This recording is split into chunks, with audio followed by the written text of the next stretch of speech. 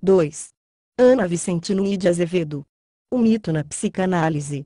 O que isso tem a ver com Dioniso? Um provérbio da teatral Atenas do V século a.C. tem inspirado muitos comentários e debates sobre seus possíveis sentidos e aplicações. Isso nada tem a ver com Dioniso. Alguns comentadores apontam que esse dito significava uma intensa desaprovação pelo que era apresentado à plateia, outros sugerem aí uma aguda ironia contra as mudanças levadas a efeito nas representações teatrais, vistas como se afastando, em muito, dos mitos sobre o deus Dioniso. Podemos ecoar o provérbio ateniense, retirando-lhe seu caráter de crítica ou censura, e perguntar, primeiramente, o que isso tem a ver com Dioniso? Divindade complexa, múltipla, contraditória, Dioniso recebe, em Atenas, manifestações díspares como a tragédia, o drama satírico e a comédia, além dos cantos de ditirambo, isto é, cantos corais em seu louvor. Teatral por excelência, essa divindade encarna um jogo dialético que nos interessa de perto. Ele é grego estrangeiro, arcaico e novo, civilizado e selvagem, masculino e feminino, introduzindo o estático na previsibilidade cotidiana, como nos mostra Eurípides em As Bacantes. C. 405 a.C. Sua última tragédia. Em suma, na máscara teatral que vela e desvela, Dioniso pode ser visto como a figuração de uma tensão que está no cerne do pensamento grego e que é basal à psicanálise. A relação entre o mesmo e o outro, entre o estranho e o familiar, entre o que é recalcado e o que se mostra. Em face desses atributos, podemos voltar ao provérbio ateniense, atentando para o movimento quiásmico que temos seguido aqui, inverter os termos da pergunta o que tem Dioniso a ver com isso, ou seja, com a psicanálise. Os provérbios, tanto na ótica da psicanálise quanto da etimologia, dizem respeito a uma palavra, a um discurso que vem de outro. Podemos situar Dioniso em uma posição análoga do provérbio na medida em que o Deus também traz um discurso que vem do outro. A fim de revelar a si aos outros, ele rompe na Teba civilizada e racional, arrebatando-a de sua mesmice com sua estranheza, com as várias peças que prega e encena, em um jogo delirante entre ficção e realidade. Essa divindade que encarna a figura do outro no panteão grego, conforme demonstra J. P. Vernant em A Morte nos Olhos, traz sua paradoxal potência também para a psicanálise. Proponho que tomemos Dioniso, especificamente uma de suas manifestações, a tragédia, em seu matiz proverbial, ou seja, como um discurso do outro no que concerne às elaborações de Freud e de seus seguidores. Nesse sentido, é importante frisar que o discurso do outro é justamente uma das mais contundentes definições de Lacan acerca do que constitui o cerne da disciplina freudiana, o inconsciente. Para pensarmos o que Dioniso tem a ver com a psicanálise, vamos focalizar uma das manifestações dionisíacas que tanto atraiu e tem atraído os psicanalistas. Édipo Rei, de Sófocles, apresentada no festival em louvor a Dioniso. As grandes dionisíacas. Por volta de 430 a.C. desde já sublinhamos que Freud encontra em Édipo Rei uma rica fonte para a elaboração da teoria psicanalítica. Fonte que vai além do complexo de Édipo e diz respeito à própria fundação do discurso analítico, como veremos a seguir. A presença desse mito na psicanálise, especialmente Édipo Rei, mas também Édipo em Colono, deve ser vista sob a ótica de uma via de mão dupla, como uma contaminação mútua entre mito e psicanálise, a qual tem levado alguns estudiosos a ver a psicanálise como uma mitologia moderna. Por um lado, temos, inegavelmente, os traços que Édipo imprime na psicanálise, o mais notável deles sendo o complexo de Édipo. Essa entrada marcante provoca um movimento de retorno, uma retroação. A psicanálise, especialmente depois de Freud, também imprime traços nesse mito, na medida em que ela incide nessa dimensão do mito como um conjunto indissociável de um dado relato e de suas leituras ao longo da tradição, conforme apontamos na primeira seção. Em outras palavras, o discurso da psicanálise sobre o complexo de Édipo também integra o mito de Édipo, como, aliás, mostrou Lévi-Strauss em seu clássico ensaio A Estrutura dos Mitos. Portanto, um movimento de vai e vem irá guiar nosso olhar sobre o mito na psicanálise, orientando por alguns princípios e conceitos advindos das teorizações de Freud e Lacan. Ao privilegiar traços da trágica trajetória de Édipo, estamos ressaltando dois aspectos importantes em consonância com esses princípios. O primeiro diz respeito ao fato de que tomamos em conta a dimensão do dizer, da enunciação, e não apenas do que é dito, dos significados do texto de Sófocles. O segundo ponto refere-se a uma postulação central à nossa reflexão, adiantada acima, a de que Édipo Rei deixa impressos na psicanálise traços muito mais amplos do que nos faria supor o batismo do complexo de Édipo. Diferentemente de Dioniso, que buscava o reconhecimento de Tebas, acredito que, no diálogo da psicanálise com essa manifestação dionisíaca chamada tragédia, estejamos além do reconhecimento, da pura especularidade e da captura imagética e imaginária da lógica do semelhante, que dilui a opacidade do outro na reiteração do mesmo. Mesmo que a busca de espelhamento seja inevitável, é provocador termos no horizonte o episódio do primeiro Dioniso e o espelho. Enquanto maravilhava-se com sua imagem em um espelho, o deus foi capturado e despedaçado pelos titãs. São estilhaços, traços, restos que irão informar nossa leitura sobre algumas formas do mito na psicanálise, leitura essa fundada no princípio anunciado pelo provérbio. O isso, o id, tem tudo a ver com Dioniso. Tanto isso quanto a divindade são forças desconhecidas que nos habitam e nos arrebatam, conforme nos apontou Freud a respeito do isso em O Ego, Eu e o Id. Isso, de 1923. Traços em Freud. Ernest Jones, psicanalista inglês e biógrafo de Freud, nos conta que, por ocasião do cinquentenário do mestre vienense, foi-lhe mandado cunhar uma medalha contendo, de um lado, seu retrato em baixo relevo e, do outro, um desenho grego de Édipo e a Esfinge, contornado pelos versos finais do coro em Édipo Rei. Aquele que decifrou o famoso enigma e foi um homem muito poderoso.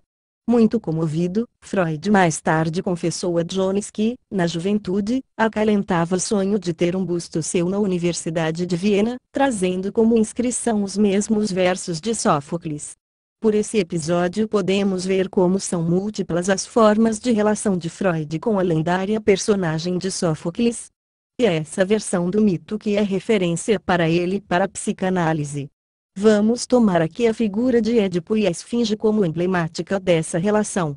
A posição do criador da psicanálise aproxima-se da de Édipo, não na perspectiva de uma leitura ligeira e aplicada do ensinamento psicanalítico, qual seja, a de Freud e seu complexo de Édipo. Vamos nos afastar desta e privilegiar uma posição discursiva, onde o foco recai não somente sobre o que é dito, mas sobre posições, sobre lugares de enunciação ocupados pelos sujeitos. Como temos insistido desde o início, não se trata apenas do que é dito, mas de como se diz algo e a partir de que lugar. Nesse sentido, Freud ocupa uma posição solidária de Édipo face aos enigmas do psiquismo, tendo buscado, por mais de 4 décadas, respostas a esses enigmas. Qual o ser que é ao mesmo tempo bípede, trípode e quadrúpede? Pergunta a temida Esfinge a Édipo. Antropos, o ser humano, contesta triunfante o famoso decifrador de enigmas, em uma única palavra. Diferentemente de Édipo e, talvez, por ter aprendido com ele, Freud toma o tempo de uma vida e centenas de milhares de palavras na tentativa de desdobrar os inúmeros contornos que compõem o enigma e sua resposta, aparentemente singela. Se, para Édipo, Antropos é definitivo, isto é, marca um fim, um limite, inclusive da própria Esfinge, que se atira num precipício após o desvelamento, para Freud ele será o ponto de partida. O que constitui esse Antropos? É em torno dessa pergunta que parece gravitar a exploração freudiana, e é também essa pergunta que nos servirá de báscula para trilharmos algumas das vias de entrada do mito de Édipo na psicanálise. Saberes. Édipo Rei, reconhecidamente, põe em cena uma das mais vigorosas e trágicas discussões acerca da questão do saber, como antecipa o próprio nome de Édipo. Oidipos tem, como prefixo, o verbo oida, que significa saber, conhecer. Este renomado conhecedor de segredos tão obscuros como o da esfinge, o que conhece o humano em suas diferentes temporalidades, paradoxalmente desconhece sua arqué, sua origem, seu fundamento. Ou melhor, Édipo conhece sua origem de maneira equivocada, dado que ele se crê filho de Pólibo e Mérope. Não se trata, portanto, simplesmente de conhecer e desconhecer, mas de me connaître, de conhecer tortuosamente, como diz o verbo francês. Édipo encarna essa dialética de saberes, que o sábio Tiresias, por exemplo, sublinha quando censura Édipo por este lhe fazer acusações sobre seu caráter, e ele desconhece a si próprio. Acusas? Sem ter visto o que é teu e vive contigo. Édipo desconhece, me connaît, sua história, ao mesmo tempo em que a põe em cena. Essa é uma vertente importante da questão do saber inconsciente para a psicanálise. É justamente essa dimensão de uma história censurada, esquecida, recalcada, excluída da consciência do sujeito, mas que, todavia, é determinante de seus atos que dá contornos característicos ao que chamamos de inconsciente.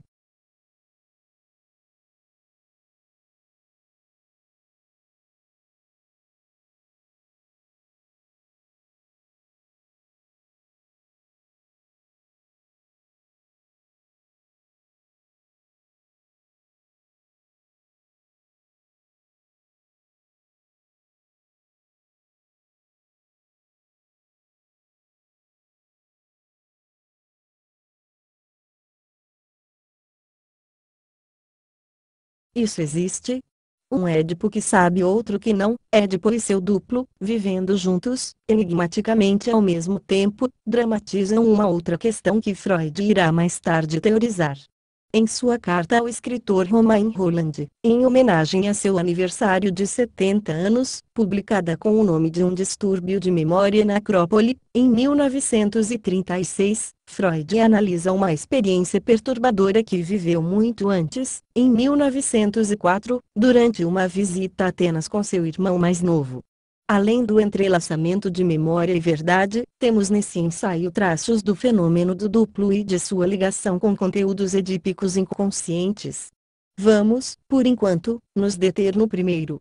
O agudo sentido analítico de Freud faz com que ele se reconheça vendo o Acrópole pela primeira vez e surpreendendo-se com sua reação. Então, isso de fato existe, como aprendi na escola. 32 anos mais tarde, justamente nessa correspondência celebratória, ele pôde dar-se conta da estranha experiência. Tal como em Édipo, há dois registros de saber em questão. Um conhece muito bem o que foi a antiguidade clássica, Atenas e Acrópole, sendo um conhecimento da ordem do racional, do intelectual. O outro irrompe inesperadamente, a despeito de sua vontade e deliberação, mostrando que a realidade do que era tão conhecido estava ela mesma posta em questão. Um se surpreende com o outro, confessa Freud, e dessa experiência com o fenômeno do duplo, uma noção cara às elaborações freudianas, ele identifica traços fundantes do psiquismo.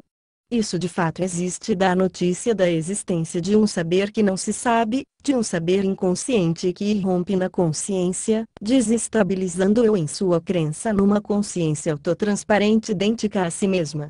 O isso existe de Freud pode ser lido em sua ressonância analítica. O id.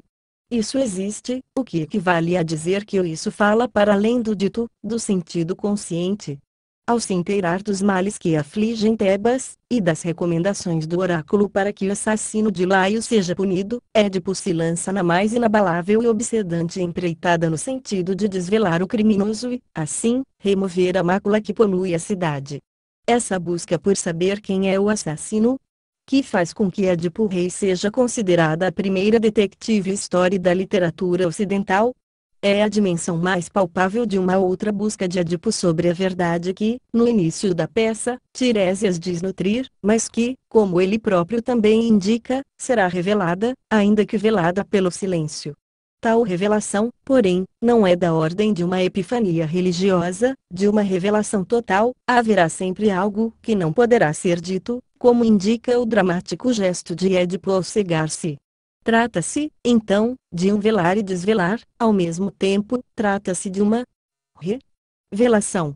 Em um vocabulário psicanalítico, podemos dizer que a verdade desse sujeito que não sabe que sabe vai se dizer, ou melhor, se semi-dizer, dentro e a despeito dos muros de silêncio erguidos pela própria linguagem. A busca da verdade, marcada pelo jogo dionisíaco do velar e desvelar, tem fecundas ressonâncias na postura de Freud ao longo de toda a sua obra. A atração pelos versos de Sófocles já nos dá uma pista sobre a posição ética de Freud, porém, a publicação da pedra fundamental da psicanálise, a interpretação dos sonhos, nos fornece um indício ainda mais eloquente. O frontispício do livro traz, com uma força oracular, a invocação do verso de Virgílio na Eneida: Flectere sineceu superos, acheronta movebo. Se não posso atingir os deuses superiores, moverei o Aqueronta. No vocabulário mítico, o Aqueronta designa o rio do mundo subterrâneo e, por extensão, esse mundo. Através do discurso de um outro, de Virgílio, Freud afirma seu compromisso com a fundação e sustentação do discurso do outro, ainda que isto custe, ou implique, revirar o mundo. Tanto o remover mundos quanto a força que o acompanha põe o fundador da psicanálise lado a lado com Édipo, este o duplo do primeiro, antecipando-lhe vários caminhos. Questões de método. A busca de Édipo pela verdade, no sentido que vimos na primeira sessão deste livro, é inextricável dos caminhos que são percorridos e que somos levados a percorrer. Odos, em grego, significa caminho, de onde pode-se derivar métodos, que se refere à busca de algo, especialmente de saber, de conhecimento, significando também a maneira pela qual essa busca é conduzida. Atendendo aos apelos do coro por ajuda, Édipo reafirma sua determinação em curar a cidade de seu sofrimento, afinal, ele já foi antes seu salvador. Essa afirmação é acompanhada de uma instigante afirmação de posição. Ele se declara um estranho, xenos, a toda essa história, logo, e aos atos, prastentos. Assim sendo, para perseguir essa trilha, ele necessitará estabelecer um vínculo com o coro, o qual ele designa, significativamente, como símbolo. Vamos desdobrar algumas partes dessa posição. O qualificativo estranho, estrangeiro que Édipo se atribui é sem dúvida paradoxal, uma vez que nós, leitores e espectadores, sabemos ser ele um filho nobre de Tebas e, sobretudo, nada estranho ou alheio a esses fatos e ações. Este paradoxo faz ressoar a lógica que marca o discurso trágico em geral e que encontra nesta tragédia uma de suas mais agudas manifestações. Édipo é, ao mesmo tempo, um estranho em Tebas e filho de sua mais nobre família, um duplo que encarna o estranho e o familiar. Esses são atributos que Freud, novamente sob a inspiração da literatura, usará para caracterizar um fenômeno do funcionamento psíquico: o duplo. No ensaio dedicado a este tema, O Estranho, 1919, Freud cita Schelling, afirmando que estranho, Unheimlich, é o nome dado ao que deveria ter permanecido secreto e escondido, mas que veio à luz. Algo que há muito é familiar e se manifesta como estranho, desconhecido, esse é um dos estatutos fundamentais de Édipo, e que a ele caberá reconhecer. Por que métodos, por que caminhos, é a via por onde se desenvolverá a peça. Édipo pede ao coro símbolos, indícios, sinais parciais, até mesmo sintomas, todos traduções possíveis de símbolon, para que ele possa seguir a trilha da investigação, do conhecimento, em princípio, do assassino de Laio. E aqui perfila-se mais uma dimensão do duplo em Édipo. Ele é o investigador e o investigado, o juiz e o réu. Face a um novo enigma, Édipo pede indícios, pistas que possibilitem decifrá-lo, interpretá-lo. No jogo paradoxal que estrutura a peça, o enigma sobre o assassino torna-se um símbolo, um sintoma de um outro enigma que se apresenta para Édipo. Ele próprio, sua linhagem, origem. Tal método de trabalho teve particular ressonância no desenvolvimento do método psicanalítico, como o próprio Freud indica na interpretação dos sonhos ao assumir. Este é um verbo importante em psicanálise, que o processo de revelação, dramatizado em Édipo Rei, é semelhante ao trabalho de uma análise. No ensaio Moisés de Michelangelo, de 1914, Freud faz referência à técnica desenvolvida por um médico italiano do século XIX, Morelli, utilizada para o estabelecimento da autoria de quadros.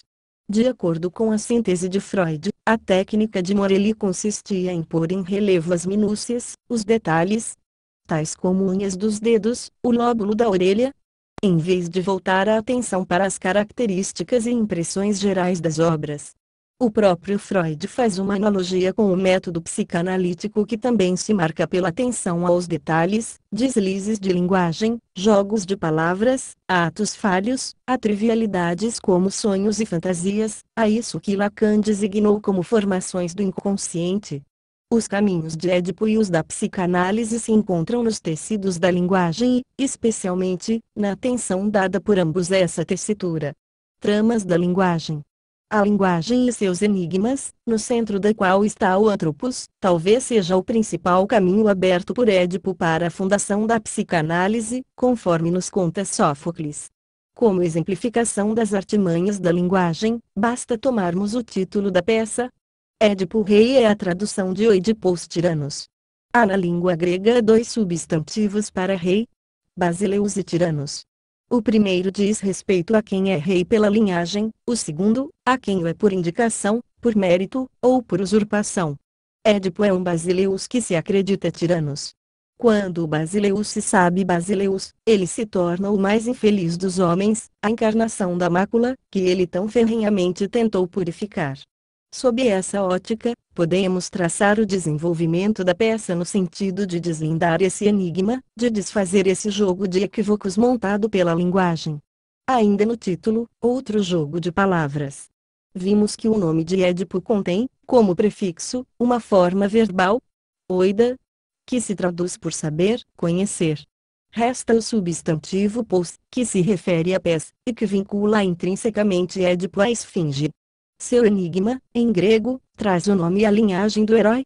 Qual é o ser que ao mesmo tempo é dipos, tripos, tetrapos? Ecoando o significante pos, Édipo conflui os prefixos di, tri e tetra no Anthropos, como demonstrei, de maneira detalhada, no artigo entre Tisch e Automaton. O próprio nome de Édipo. Ou seja, nessa resposta aparentemente rápida e certeira, Édipo erra tragicamente, acertando. Ele erra ao não se reconhecer na própria palavra que pronuncia, ao não se reconhecer no âmago do Anthropos.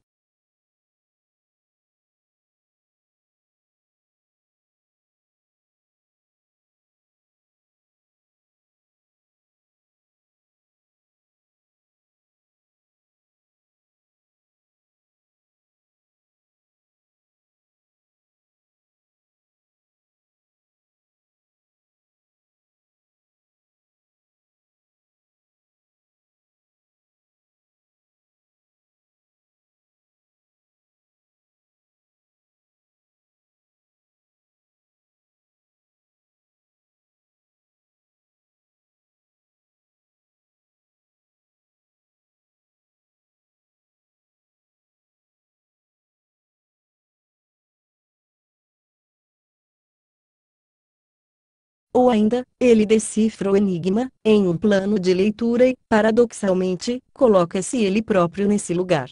Trata-se, como já dissemos, de posições discursivas, de enunciação, e não somente de enunciado. Mais do que decifrar as tramas da linguagem, Édipo Rei nos mostra como o Anthropos é cifrado por ela. De fato, essa peça ensina, e muito, sobre os caminhos e princípios que mais tarde Freud privilegiará como inerentes ao método psicanalítico. Citando o poeta alemão Heinrich Heine, Freud nos apresenta um jogo de linguagem bastante ilustrativo dessa herança. Ele menciona uma personagem do poeta, o pobre agente de loteria Hirsch Jacint, que, ao tentar se vangloriar de sua relação bastante próxima com o barão de Rothschild, diz que este o tratou de uma forma muito familionária.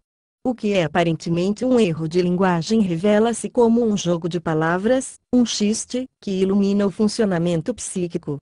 Na importante obra Os Xistes e sua relação com o inconsciente, de 1905, Freud desenvolve com uma clareza aguda as articulações entre linguagem e funcionamento psíquico esboçadas em A Interpretação dos Sonhos e nos faz ver que esse tipo de linguagem é revelador de algo que estava obscurecido ou recalcado. Após apresentar duas traduções do xiste, ou seja, desdobramentos seus que atentam somente para o significado, Freud alerta que, para se compreender essa forma de expressão deve-se atentar para a enunciação ou, em suas palavras, para as técnicas verbais aí em jogo, as quais têm íntima relação com a essência do xiste. A leitura de Freud busca decifrar o processo que transforma em xiste um pensamento X, do tipo Rothschild me tratou como um igual, de maneira muito familiar. Isto é, na medida em que um milionário pode tratar um inferior. O método por ele utilizado já nos é familiar. Um trabalho de decomposição de uma confluência de significantes que se condensam e se deslocam na formação de uma estrutura composta. Esses dois termos em itálico já haviam sido utilizados por Freud na interpretação dos sonhos como característicos da estrutura da linguagem onírica. À luz da linguística estrutural, posterior à descoberta freudiana, e com o intuito de demonstrar que o inconsciente estrutura-se como uma linguagem, Lacan mais tarde vai renomear os processos de condensação e deslocamento em termos de dois eixos que estruturam o funcionamento linguístico, o metafórico e o metonímico, respectivamente. A forma condensada, metafórica, de familionária, se dá com base a um deslocamento metonímico. Para que familionária possa surgir, o significante familiar é deslocado, dejetado, como aponta Lacan. Entre Oidipus e Antropos temos um jogo similar. Se ouvirmos a resposta de Édipo, Antropos, atentando não somente para seu significado, mas para sua forma condensada, que contém pous, vemos que Oidipus foi o significante deslocado, recalcado e, como tal, o que irá inexoravelmente retornar, na busca do herói por sua história, por seu nome. Faces da Esfinge. Figura que encarna o enigmático por excelência, a ponto de ser usada como sinônimo deste, a esfinge, isto é, a estranguladora, recebe variados nomes ao longo da peça de Sófocles. Cruel cantor. V. 36. O monstro cantor. V. 391. Virgem profética, com garras curvadas, como as de um leão. V. 1199, 1200. Ponto. Apenas uma única vez ela é nomeada como tal. A esfinge de intricado canto. V. 130. Sublinhando sua íntima associação com o enigma.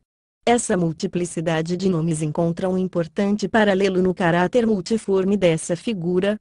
Corpo de leão, como aludido na citação de Édipo Rei. Busto de mulher e asas de águia. Podemos ver essa polimorfia como indicial, como sintomática da natureza refratária da esfinge a uma captura por um só significante. Ela é indicativa de que não há na linguagem um único significante, nome ou forma, que possa descrevê-la ou, melhor, circunscrevê-la a uma única dimensão significativa. Muitos nomes para uma só coisa. Os nomes alertam para que talvez não se trate de uma única coisa. Em se tratando da esfinge, estamos face a uma multiplicidade de referências, a uma força metafórica impactante, que atordoa até a linguagem. Esta polimorfia, iconográfica e verbal, é corroborada espacialmente. A esfinge está situada em uma posição limítrofe, às portas de Tebas, onde podemos ver uma alusão aos limites que demarcam o que pertence ao domínio do humano e do selvagem, do que pode ser dito e do que deve ficar de fora, interdito, em suma, uma alusão aos limites que perfazem o humano. De fato, o que ela diz? O enigma corrobora tal posição, na medida em que é um semidizer, um dizer que não diz tudo, mas indica, dá sinais, pistas. Nesse sentido, o dizer da esfinge se aproxima de um atributo do oráculo, como nos apontou Heráclito. O oráculo de Delfos não diz nem subtrai nada, apenas dá sinais. Semaine. Este atributo nos permite aproximar, sob a ótica da psicanálise, o enigma e o oráculo do discurso do outro. Algo que se diz, mas que também interdiz. Também a psicanálise tem se ocupado dos limites do dito, do interdito e do entredito, como estamos apontando neste livro. Nesse sentido, a esfinge tem confrontado muitos analistas desde Freud, instigando-os, por sua força metafórica, a reflexões, avanços e reparos acerca do objeto e método psicanalíticos, ao mesmo tempo em que perfazendo leituras desse mito. Com base nesse cruzamento, e num vocabulário lacaniano, podemos situar a esfinge entre o simbólico, ou seja, a dimensão do dito, e o real, o registro que se refere ao que não cabe na linguagem, como veremos a seguir. É no corpo da esfinge onde temos a mais pulsante expressão, ou encarnação, dessa confusão de categorias, dessa deformação que lhe conforma. O bestial toma corpo nas asas da águia e nas formas de leão que lhe compõem, onde não podemos deixar de indicar também um embaralhar de espaços, de lugares e formas de estar no mundo, um animal do ar e outro da terra, ao mesmo tempo, como o ser do enigma. Também, ao mesmo tempo e no mesmo lugar, no corpo, a esfinge apresenta não somente características humanas, como, sobretudo, um humano já sexuado, mulher. Uma tal profusão de confusões, de paradoxos só poderia despertar um interesse ímpar a olhares psicanalíticos. O corpo esfinge. Eu tenho grandes aflições por ter corpo, sem corpo que aflições teria? Essa incisiva presença do corpo, como figura no Tao Te Ching, é ecoada por Lacan quando nos incita a nos maravilharmos mais por ele, no seminário Mais, ainda, de 1972, 1973, cujo título em francês traz, em homofonia, a presença do corpo. Incore, homófono a um corpus. Um corpo. E en corpus. Em corpo. De fato, o corpo é uma das esfinges da parapsicanálise. Ou seja, algo sobre o qual ela tem muito a dizer, algo que está no domínio do seu simbólico, algo que lhe nos escapa completamente, que emudece mortificamente a palavra. Essa é a dimensão real do corpo. A essas duas dimensões, acrescenta-se uma terceira, a imaginária, onde podemos construir imagens, ideias, ideais de beleza, de completude desse corpo, acreditar neles e tomá-los como espelhos onde identicamente nos refletimos, onde projetamos nossos ideais.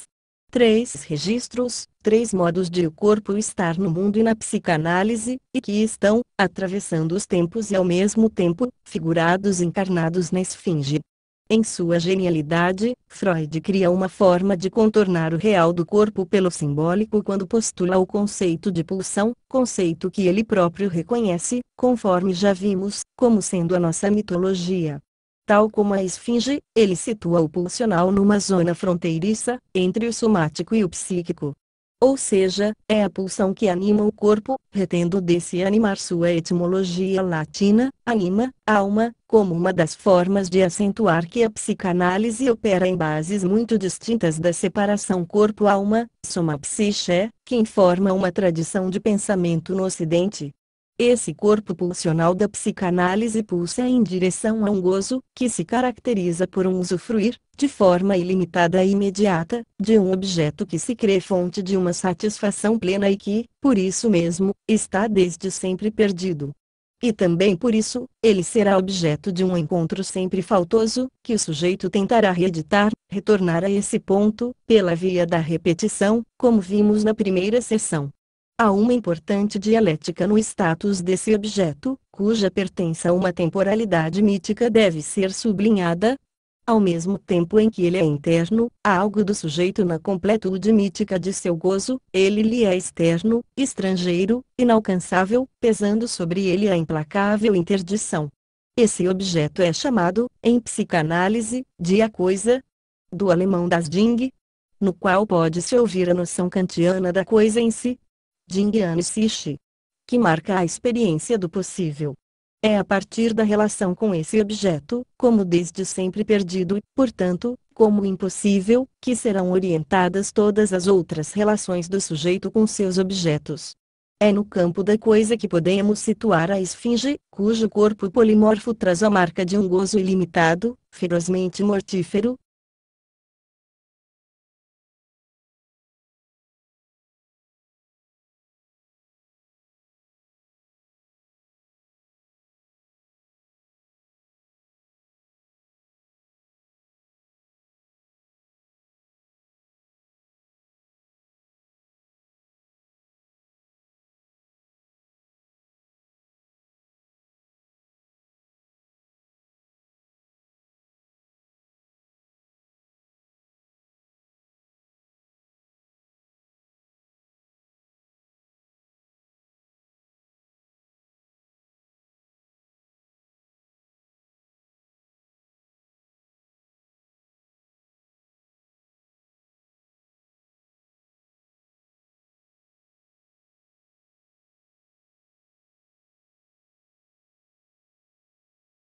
da pulsão de morte, como vimos anteriormente. Daí sua impossibilidade de habitar o simbólico da cidade, e a insuportável monstruosidade que lhe atribuiu o coro. Mas, como também mostrou Freud, o que faz o corpo pulsar, o faz de maneira errática, dado que sempre parcial. O gozo sexual, por exemplo, é indicativo, ou melhor, performático, dessa incompletude, de que algo sempre falta. O texto de Sófocles nos dá várias pistas sobre a dimensão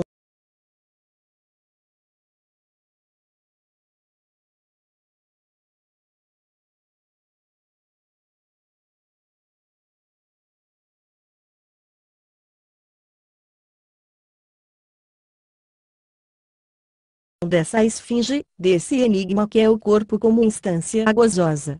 É importante ressaltar aqui que, ao pontuarmos diversas formas de gozo, estamos tratando de fraturar qualquer visão monolítica do corpo, ao mesmo tempo em que pomos em relevo sua dimensão subjetiva. Não há corpo sem subjetividade, não há corpo desencarnado, como nos ensina o trágico percurso de Édipo a partir de sua resposta à esfinge. Voltemos a esta. Sua monstruosidade pode ser vista à luz de uma outra figura, possivelmente mais aterrorizante, da mitologia grega: Medusa. Alguns helenistas contemporâneos sublinham um traço importante de figuras míticas femininas. Por exemplo, Balbo, além da própria Medusa. Qual seja a confluência entre o rosto e o sexo. No deslocamento do sexo para o rosto temos a revelação de algo que deveria ter permanecido velado, o sexo feminino, e que, por essa dimensão de estranheza, do unheimliche freudiano, é tributário do grotesco e do aterrorizante. Em sua leitura da facialidade de Medusa, desenvolvida no ensaio A Cabeça de Medusa, escrito em 1922 e publicado em 1940, Freud acrescenta uma dimensão importante para pensarmos o monstruoso, especialmente o da esfinge. O horror que Medusa provoca é a imagem do efeito que suscita a cara do sexo feminino, e o feminino de cara. Dito de outra forma, Medusa é moldada como encarnação do horror frente ao sexo feminino, de sua dimensão inapreensível, fugidia, misteriosa. A tal remontagem imaginária também se presta à esfinge, não somente na peça de Sófocles, mas no imaginário ocidental grosso modo, como encarnação do horror frente ao mistério, ao indecifrável do sexo. A confusão de categorias sexuais que promove a esfinge é tecida cuidadosamente no texto de Sófocles. Após ter sido interpelada por 2 vezes no masculino, ela é chamada de virgem, ou seja, é sexualizada, ainda que fora do domínio da sexualidade civilizada, de onde estão excluídas as virgens. Tal operação de exclusão é corroborada pela animalização que acompanha a virgindade da esfinge. Ela é uma virgem com garras de leão. Esta confusão de masculino e feminino, de humano e animal, é emblemática da natureza do enigma que Freud se devotou a deslindar. Lições do corpo. Tal como a atenção do Édipo investigador, que se volta para os sintomas que o corpo poderia lhe dar, também a investigação freudiana será orientada por sintomas, por aqueles que as histéricas mostravam a Charcot, e que tanto ensinaram a Freud. É na escuta desses corpos que se paralisam, desfalecem, desses sujeitos contorcidos em dor que Freud começa a se dar conta de que há aí algo mais do que o método da hipnose, Charcot, ou da catarse, Breuer, poderiam dar conta de identificar, de elaborar, de decifrar.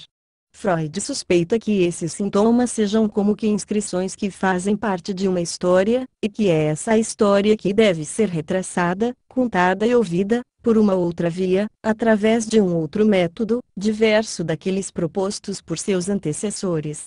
A esse método, tratado por Tolkien-Curie, Freud vai acrescentar a associação livre, cuja inspiração advém da observação de que a dimensão do que era dito por seus pacientes comportava aspectos antitéticos, muitas vezes expressos pela via do corpo. Isso não apenas indica que o nível da consciência é um aspecto bastante limitado da atividade psíquica, como, sobretudo, mostra que o inconsciente produz seu próprio dizer no corpo, nas ações, nos dizeres, nas fantasias e nos sonhos. Vemos aí também como mais uma vez a dicotomia corpo-alma dilui-se sob a ótica da psicanálise. Na escuta da associação livre de seus pacientes, das minúcias, atos falhos, deslizes, de suas falas, Freud logo aprende que essa associação dá-se simultaneamente a um outro tipo de associação, uma ligação íntima, afetuosa, onde devemos ouvir a forte afetação do sujeito, que se dá entre paciente e analista.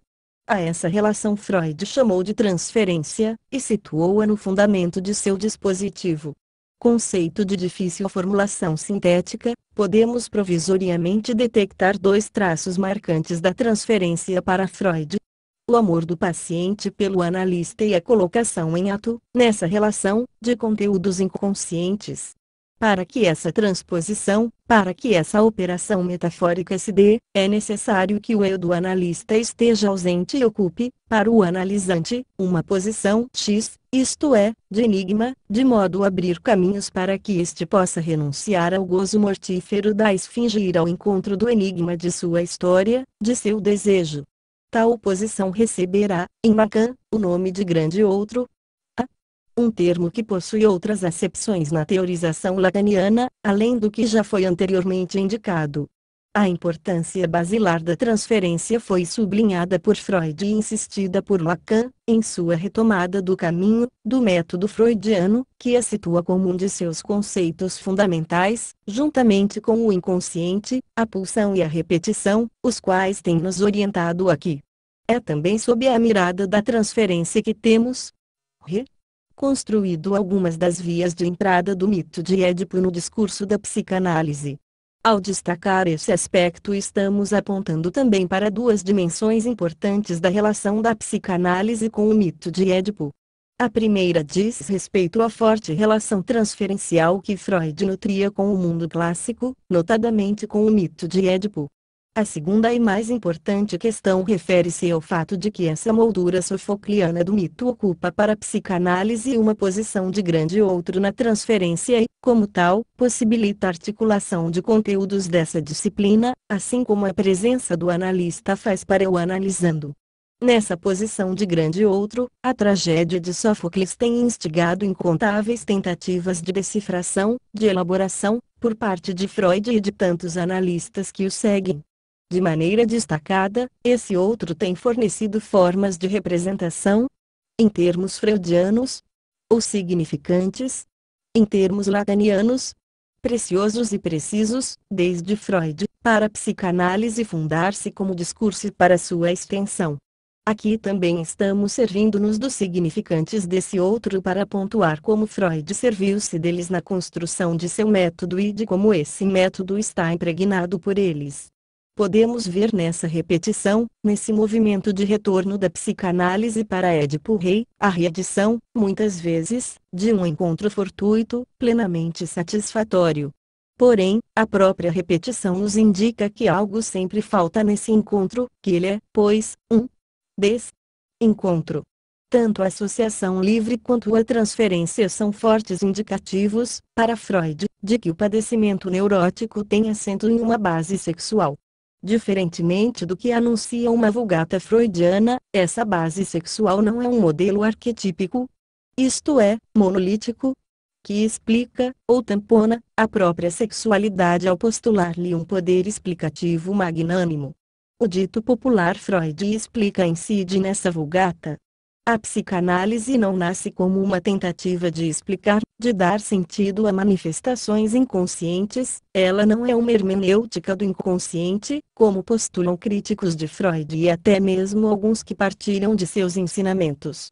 Seu horizonte e caminho são mais largos, como temos procurado mostrar aqui, onde se cruzam várias fontes e disciplinas na construção dessa ciência humana por excelência, tal qual Lacan a caracteriza.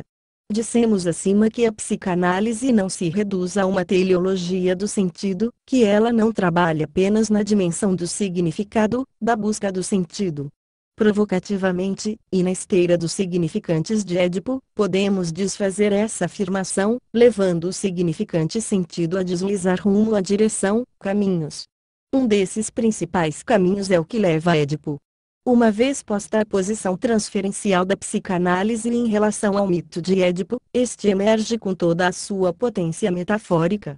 Édipo funciona para a psicanálise, especialmente para Freud, como uma metáfora que lhe permite articular conceitos, orientações, caminhos, como temos indicado até aqui.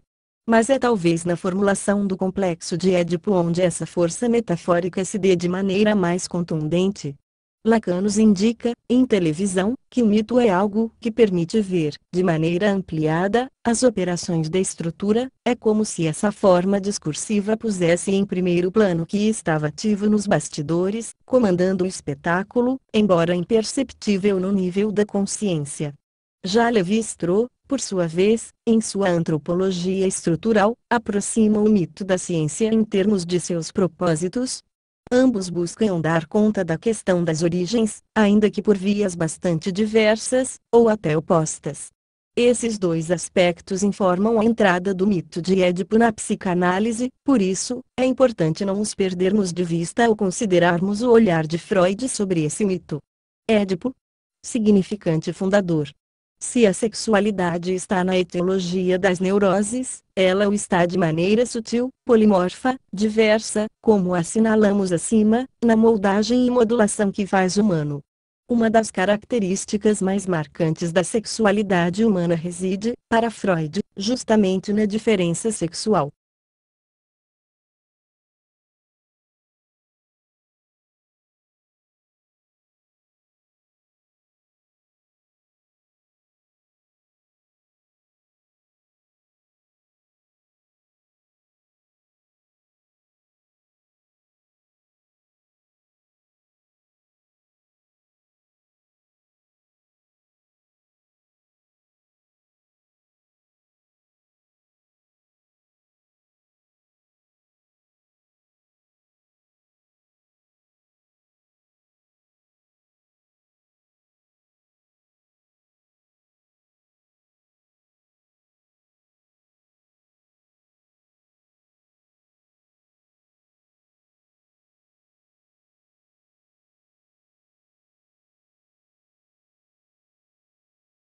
Em seu estudo sobre o caso Schreber, Notas Psicanalíticas sobre um relato autobiográfico de um caso de paranoia, de 1911, Freud indica, em uma nota de rodapé, que seria um autêntico estado de graça, uma bênção, se quando finalmente pudéssemos estar livres da diferença entre os sexos.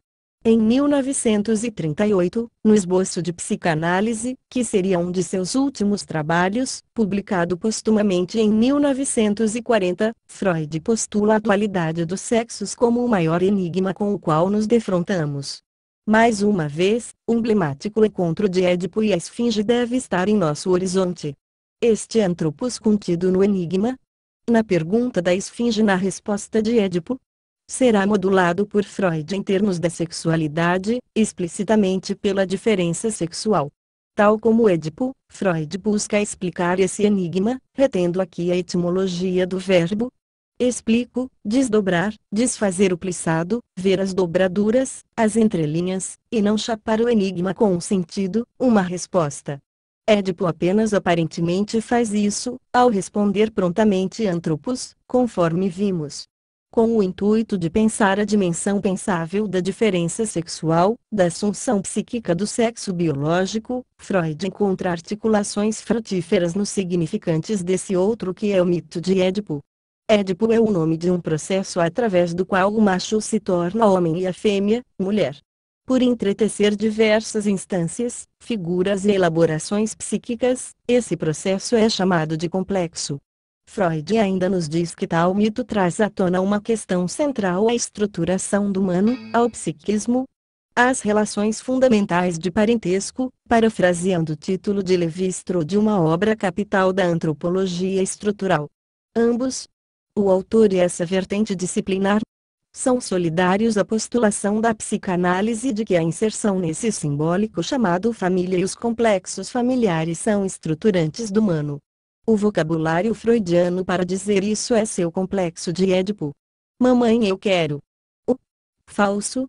pudor dos primórdios do século XX reagiu com ânimos exaltados à revelação freudiana de que a presença da sexualidade se dá já na infância. E, mais, de que a criança é dotada de desejos sexuais por aqueles que se ocupam dela, especialmente de sua nutrição, fonte primeira de satisfação. Essa figura é notadamente a mãe. Isso significa dizer que a mãe estará íntima e indissociavelmente associada à satisfação das necessidades e demandas da criança. Subjacente a essa associação, a outra para a criança. O amor da mãe está ligado ao ser alimentado, à satisfação de suas necessidades vitais. Dadas essas funções, já podemos antever uma certa destinação dessa figura na vida psíquica da criança. A mãe será posta no lugar desse objeto último de satisfação plena chamado de Dasding. Isto é, para a criança, a figura da mãe, ou seu representante, será dotada de todos os poderes para lhe satisfazer, o que ainda equivale a dizer que, para a criança, a mãe lhe tem como único objeto de amor. É como se a criança refizesse a clássica marchinha de carnaval Mamãe eu quero mamar. E não é à toa que ela é clássica e nem de carnaval. Em termos de mamãe igual a eu quero igual a eu tenho e, portanto, eu quero mamãe. Só que, como vimos, esse objeto de todo gozo é impossível, Dasding é inalcançável, a despeito de algumas leituras que postulam que seu lugar venha a ser ocupado pela mãe. Esta deseja algo além da criança. Esse lugar outro para além da criança como objeto de desejo é ocupado pela figura do pai, para quem se volta o olhar, o desejo da mãe. Importa destacar aqui que não se trata necessariamente do pai encarnado, mas de uma figura, que, como tal, faz figuração desse lugar terceiro, desse terceiro elemento que cinde a dualidade mãe-criança, marcando essa mãe como interditada ao usufruto, ao gozo da criança e esse pai como um rival, objeto de agressividade e medo. Está configurada assim a tríade do complexo de Édipo, a qual encontra na tríplice encruzilhada da personagem trágica uma crucial expressão. A triplos caminhos, lamenta Édipo ao se dar conta de seus atos. Em sua fuga de Corinto, a fim de escapar dos desígnios do oráculo, segundo os quais ele mataria o pai e desposaria a mãe, Édipo encontra aquele que de fato é seu pai, Laio, no ponto onde se cruzam três caminhos, três direções. Após tê-lo ferido mortalmente, o herói escolhe, observando-se aí as reticências que as aspas indicam em relação a essa escolha. Dentre as três vias, aquela que o levará a Tebas. A força do oráculo mostra-se, assim, sobredeterminando a deliberação consciente de Édipo, isto é, uma presença mais marcando as escolhas, as vias que o sujeito toma. Não se trata, pois, de um determinismo religioso, na ótica trágica, ou cientificista, na ótica psicanalítica. Como vemos dramatizado em Édipo Rei, o sujeito é responsável por seus atos, sejam eles conscientes ou não. Nessa encruzilhada ética encontram-se, mais uma vez, a tragédia e a psicanálise. É por essa intricada teia discursiva que podemos situar o oráculo como discurso do outro para Édipo. Aquele é a outra cena, como Freud chamou o inconsciente, onde se articulam os desejos mais primevos que o arrebatam a Tebas. Por outro lado, é devido a esse poder de dar a ver, de maneira amplificada, traços da estrutura, que Édipo Rei vai funcionar, para a psicanálise, como o discurso do outro. Tanto na peça quanto na psicanálise, trata-se de uma dimensão do dizer, de uma história que o sujeito conhece e desconhece, meconite, e que ele será responsável por assumir, ou não, seja ao longo do drama, ao longo da elaboração da teoria, de uma análise, de uma vida. A confusão da esfinge, do enigma, antecipa a confusão do que se dará, uma vez transpostos os limites da cidade. Édipo receberá, ao mesmo tempo, o trono e o leito real, ele será um Basileus, rei, que se conhece como tiranos, ele se fará marido, sendo filho, pai sendo irmão, reeditando, de maneira dramática, o enigma do discurso do outro e do desejo. Um ser que ao mesmo tempo conflui três gerações, três temporalidades do humano, a infância, o ser de 4 pés, a velhice, o de 3, e a idade adulta, o bípede, na medida em que é filho da mãe, pai, dos irmãos, e avô, dos sobrinhos. ou seja, Tebas é o cenário de uma peça terrível, da colocação em ato de dois interditos fundantes do humano e da cultura, o incesto e o parricídio, figurados no leito real e no trono que Édipo recebe, ao mesmo tempo. Conclusão: a estrada de Tebas, suas entradas e saídas. A escolha de Édipo, na visada psicanalítica, é uma daquelas instâncias do funcionamento psíquico a que nos referimos acima. Ela é sobredeterminada, ou seja, não pertence unicamente ao domínio da consciência, da deliberação racional. O isso também fala aí, arrebatando Édipo em direção a Tebas. Podemos situar a estrada de Tebas como uma metáfora que a psicanálise lê em termos da via da sexualidade, das entradas e saídas do complexo de Édipo. Qual humano que nunca sonhou em partilhar o leito de sua mãe? Pergunta Jocasta, surpresa, a Édipo, quando este lhe confessa estar atormentado pelo receio de vir a dormir com a mãe, tal como o oráculo lhe havia dito. Freud transforma a pergunta em afirmação, sublinhando que o desejo de incesto é correlato de sua interdição. É porque há esse movimento desejante que há o tabu do incesto, para impedir que todos sejamos levados mortificamente a Tebas, para que possamos trilhar outras vias, renunciando a esse gozo absoluto, em cujo campo estão a esfinge e a mãe. Essas outras vias são o que chamamos em psicanálise de sexuação. Freud localiza no complexo de Édipo o ponto nodal dessa assunção psíquica do sexo biológico, a qual se dá de maneira diferenciada no caso masculino e no caso feminino. E aqui cabe ressaltar que algo da ordem de um complexo de Electra, enquanto versão feminina do Édipo, é descartada por Freud. A importância da mãe enquanto primeiro objeto erótico da criança é igual para ambos os sexos. No carnaval da indiferenciação sexual, todos cantamos repetidamente Mamãe eu quero. A diferença advém do fato de que, para o menino, a renúncia a esse objeto se dá pela ameaça de punição, de castração, de ter seu corpo destituído, tal como o da mãe, de um objeto tão desejado. O falo, enquanto operador de valor, e não órgão genital. Ele renuncia à mãe para manter aquilo que supostamente lhe faz atraente a ela, seu pênis, que ele toma como sinônimo do falo. Já a menina empreende um caminho diverso e mais intricado. Ao se perceber, a si e depois a mãe, sem pênis, ela se toma como sem falo, portanto, castrada, tal como a mãe. Essa assunção da castração a faz-se afastar da mãe enquanto objeto de amor, por ser este objeto também faltoso, por ele não ter o falo. Assim sendo, ela faz uma torção, e se volta para o pai, ou seu representante, como objeto amoroso, como aquele que poderá vir a lhe dar este fálico objeto de desejo, que terá na criança uma de suas figurações possíveis. Dessa forma, complexo de Édipo e complexo de castração, cujo pivô é o falo, articulam-se, marcando diferenças. O menino sai do complexo de Édipo pela via da castração, ou seja, ele se afasta da mãe sob a ameaça de perder o falo e se encaminha para uma posição análoga à do pai. Já a menina entra no Édipo pela via da castração, e aqui Freud nos lembra que, quando se perde um objeto amoroso, a tendência é tentar substituí-lo através da identificação.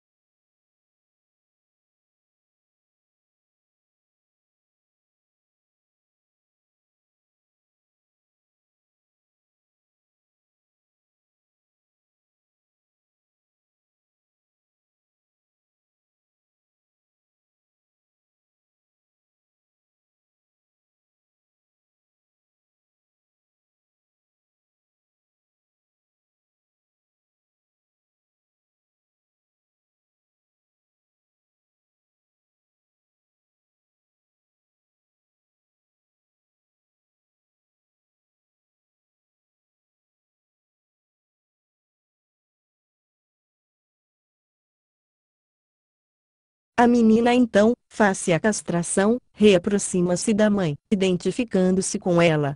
Quem nunca sonhou em partilhar o leito materno, é a pergunta de Jocasta na qual podemos condensar, ainda mais do que o esboço citado, a presença desse objeto universalmente desejado na estruturação do psiquismo.